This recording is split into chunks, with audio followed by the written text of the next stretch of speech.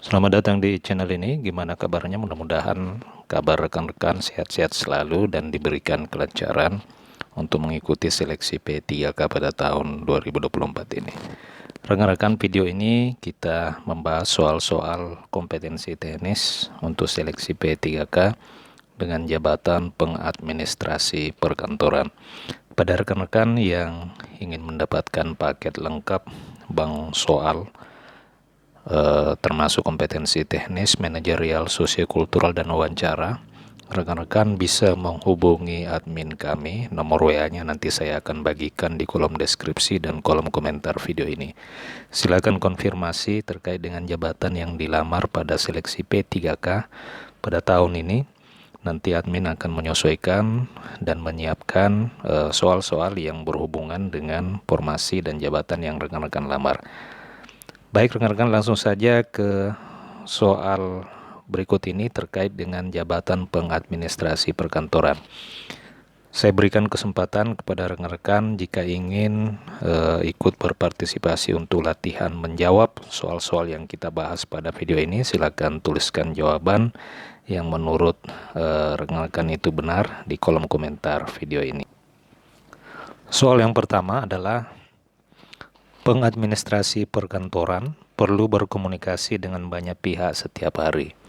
Komunikasi yang baik dapat membantu menjaga kelancaran kerja. Nah, apa strategi yang paling efektif untuk memastikan komunikasi itu berjalan dengan lancar? A. Menggunakan pesan singkat untuk semua bentuk komunikasi. B. Mengadakan rapat setiap hari untuk memastikan semua pihak sepakat. C. Menggunakan email dan mendokumentasikan setiap percakapan penting. D. Mengandalkan pertemuan tatap muka untuk semua keputusan. Silakan, kira-kira jawaban nomor 11 ini apa? A, B, C, atau D? Kita lihat jawabannya adalah C. Jadi menggunakan email dan mendokumentasikan percakapan penting akan memberikan catatan tertulis yang bisa dirujuk di masa mendatang. Hal ini penting dalam menjaga transparansi dan akurasi di dalam komunikasi.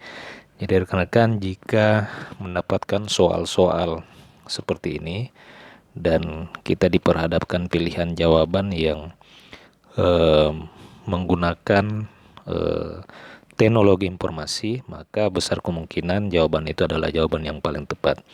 Oleh karena disesuaikan dengan kondisi saat ini, pemerintah sedang menggalakkan e-government, artinya menggalakkan sistem digitalisasi di dalam pelayanan pemerintahan. Kita lanjut ke soal berikutnya. Soal nomor 12. Dalam mengelola arsip, seorang pengadministrasi perkantoran diharapkan dapat menyusun sistem yang efektif. Manakah dari langkah berikut yang paling tepat di dalam menyusun sistem pengarsipan? Jadi ini juga menjadi masukan bagi rekan-rekan khususnya yang melamar pada formasi pengadministrasi perkantoran. Tata kelola arsip ini menjadi bagian atau materi yang kemungkinan besar akan diujikan pada seleksi P3K. Oleh karena pengarsipan itu selama ini memang terdapat jabatan fungsional yang mengatur terkait dengan pengarsipan, ya ini jabatan arsiparis. Nah, pada tahun ini jabatan arsiparis khususnya untuk jabatan pelaksana itu sangat dikurangi formasinya, sehingga kemungkinan besar materi pengarsipan ini bisa masuk ke dalam soal-soal khusus untuk jabatan pengadministrasi perkantoran. Jadi kita lanjut saja. A. Menyusun arsip berdasarkan abjad nama pengirim. B. Menggunakan sistem pengkodean sesuai dengan jenis dokumen. C. Menyusun arsip secara acak untuk menghemat waktu. D. Mengandalkan jaringan ingatan pribadi dalam mengatur arsip. Silakan rekan-rekan, kira-kira jawaban nomor 12 ini A, B, C, atau D dituliskan di kolom komentar 5 detik dari sekarang. Baik, kita lihat jawabannya adalah B, yakni menggunakan sistem pengkodean sesuai dengan jenis dokumen. Jadi dalam sistem pengarsipan, pengkodean ini itu sesuai dengan jenis dokumen akan memudahkan proses pencarian dalam pengelolaan arsip di kemudian hari. Jadi menyusun arsip berdasarkan abjad nama pengirim itu kurang tepat, dan begitupun juga dengan menyusun arsip secara acak, ini kurang tepat. Jadi menggunakan sistem pengkodean sesuai dengan jenis dokumen ini adalah salah satu cara atau langkah atau metode yang tepat di dalam mengatur sistem pengarsipan dokumen di perkantoran. Kita lanjut ke soal berikutnya. Tugas pengadministrasi perkantoran itu termasuk menyiapkan laporan keuangan bulanan. Nah, apa yang harus dilakukan untuk memastikan laporan tersebut akurat dan dapat dipertanggungjawabkan? A. Melakukan penghitungan secara manual. B. Menggunakan aplikasi keuangan dan memeriksa kembali hasilnya. C. Menyerahkan tugas kepada bagian keuangan sepenuhnya. D. Menggunakan data dari laporan keuangan sebelumnya tanpa perubahan. Soal nomor 13, jawabannya A, B, C, atau D. Silakan tuliskan di kolom komentar 5 detik dari sekarang. Jawabannya adalah B, yakni menggunakan aplikasi keuangan dan memeriksa kembali hasilnya. Menggunakan aplikasi keuangan untuk menyusun laporan ini akan meningkatkan akurasi.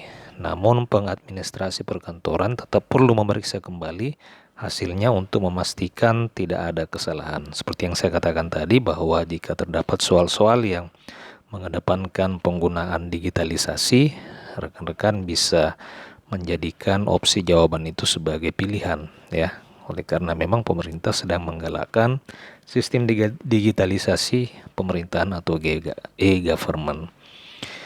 Soal nomor 14. Pengadministrasi perkantoran itu sering diminta untuk menyiapkan dokumen presentasi untuk rapat penting. Nah, apa langkah pertama yang harus dilakukan untuk memastikan dokumen tersebut relevan dengan kebutuhan rapat? Nah, ini salah satu tugas pengadministrasi perkantoran, yakni menyiapkan dokumen presentasi.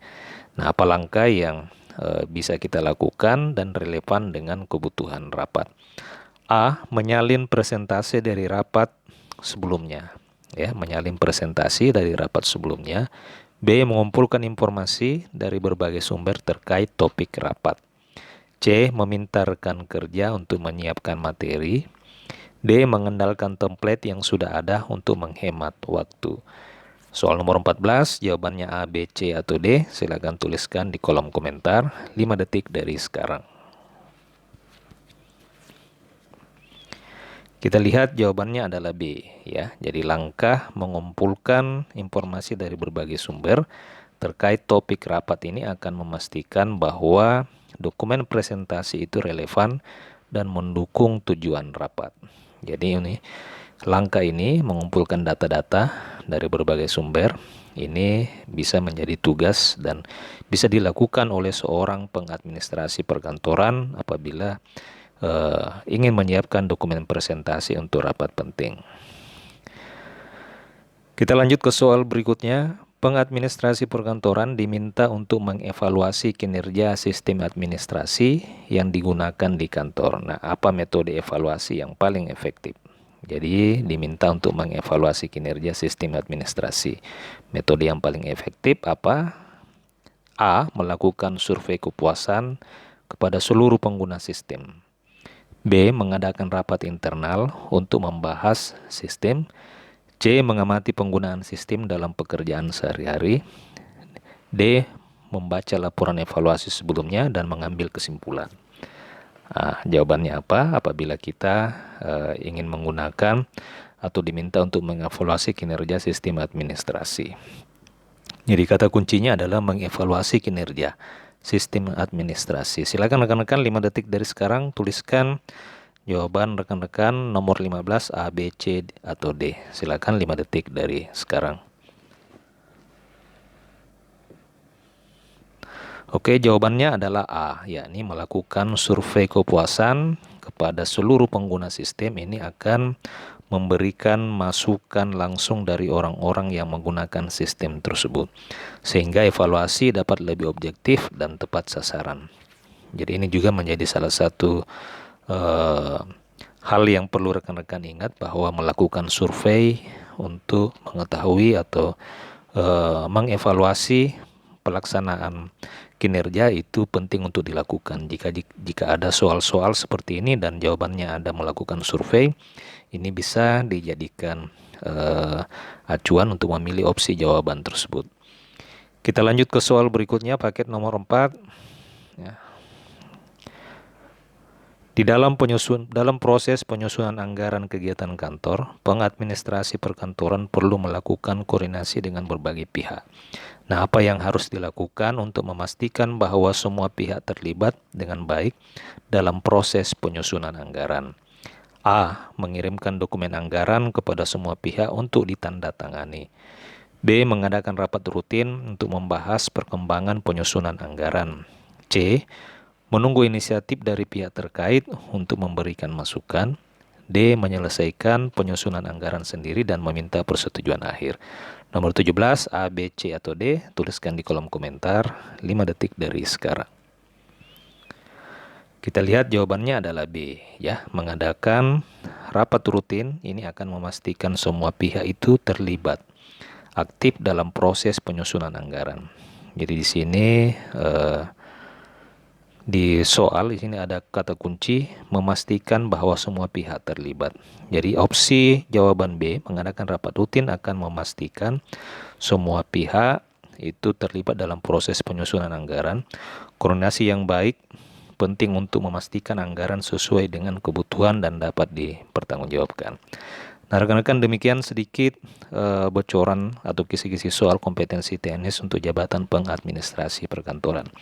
Bagi rekan-rekan yang ingin mendapatkan 600-an bahkan 1000-an soal-soal pengadministrasi perkantoran termasuk soal-soal formasi lain, rekan-rekan bisa menghubungi admin kami. Nomor WA-nya saya bagikan di kolom deskripsi dan kolom komentar. Konfirmasi jabatan dan formasi yang rekan-rekan lamar. Nanti admin akan menyesuaikan dan menyiapkan soal-soal sesuai dengan formasi yang dilamar. Demikian, sampai jumpa di video berikutnya.